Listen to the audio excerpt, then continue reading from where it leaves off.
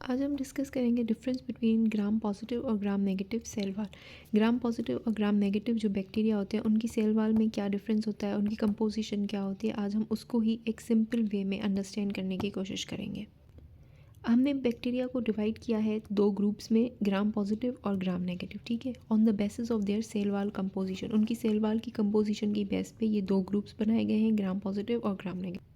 अब we all know कि जो प्लांट की सेल वाल बनी हुई होती है वो सेल्यूलोज से बनी हुई होती है, फंजाई की सेल वाल काइटिन से बनी हुई होती है, और बैक्टीरिया की जो सेल वाल होती है ना वो बनी हुई होती है पेप्टिडोग्लाइकिन से। अब इंटरेस्टिंग बात यह है कि जो ग्राम पॉजिटिव की जो सेल वाल होती है उसमें पेप्टिडोग्लाइकिन ज़्यादा होता है, थिक लेयर ऑफ पेप्टिडोग्लाइकिन होती है। जैसा कि आप यहाँ पे डायग्राम में देख सकते हो, ये थिक लेयर है पेप्टिडोग्लाइकिन की, और इसमें टीक्विक एसिड प्रेजेंट होते हैं। हेयर आर दी टीक्विक एसिड, ठीक है। ये एसोसिएटेड होते हैं ओनली ग्राम पॉजिटिव की सेल वाल में, ग्राम नेगेटिव में इनका कोई भी मतलब नहीं होते ये। तो teichoic acid present only in gram positive cell wall. उसके अलावा इसमें कोई आउटर मेम्ब्रेन नहीं होती। यहाँ पे ये साइटोप्लाज्मिक मेम्ब्रेन हो गई, ये पेप्टिडोग्लाइकिन की लेयर हो गई। अब यहाँ पे कोई भी मेम्ब्रेन नहीं है जिसको हम लोग एक आउटर मेम्ब्रेन कहें। तो ग्राम पॉजिटिव में जो आउटर मेम्ब्रेन होती है वो एब्सेंट होती है, और ये जो है हमें नज़र आएंगे पर्पल इन ग्राम स्टैनिंग। जब आप ग्राम स्टैनिंग करोगे, माइक्रोस्कोपी करोगे, तो आपको gram positive bacteria purple colour के नज़र आएंगे, और जो ग्राम नेगेटिव होंगे वो आपको रेड या पिंक कलर के नज़र आएंगे। ये इनकी माइक्रोस्कोपिक कैरेक्टरिस्टिक है। एक और इम्पॉर्टेंट बात कि इसमें लिपिड कम होता है। जो ग्राम पॉजिटिव सेल वाल होती है उसमें पेप्टिडोग्लाइकिन ज़्यादा होता है और लिपिड इसमें कम होता है। अब अब बात करते हैं हम ग्राम नेगेटिव सेल वाल की। तो इसमें पेप्टिडोग्लाइकिन थिन होता है, पेप्टिडोग्लाइकिन इसमें कम होगा, लिपिड ज़्यादा होगा। अगर हम सिंपल समझने की कोशिश करें, ग्राम पॉजिटिव में पेप्टिडोग्लाइकिन ज़्यादा, लिपिड कम, लेकिन ग्राम नेगेटिव में पेप्टिडोग्लाइकिन कम होगा और लिपिड ज़्यादा होगा, और इसमें आउटर मेम्ब्रेन प्रेजेंट होती है जो वहाँ पर एब्सेंट थी। और यहाँ पर एक और जो है स्पेस होती है जिसको हम लोग पेरीप्लाज्मिक स्पेस बोलते हैं।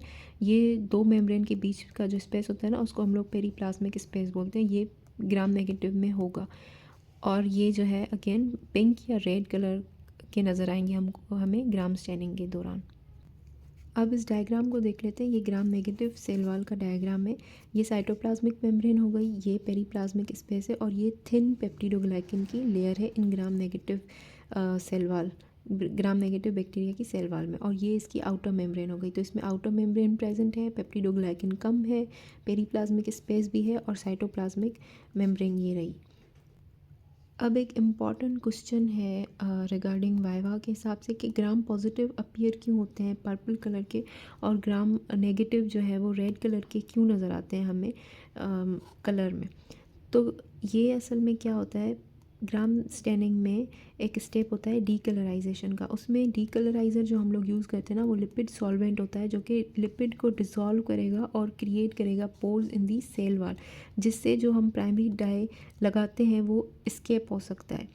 तो क्या होता है, ग्राम नेगेटिव जो है उसमें, सॉरी ग्राम पॉजिटिव जो है उसमें लिपिड कम होता है, तो पोर्स भी कम बनेंगे, जिसकी वजह से जो कलर प्राइमरी डाई का जो है ना वो नहीं निकल पाएगा और प्राइमरी डाई रहेगा ग्राम पॉजिटिव में।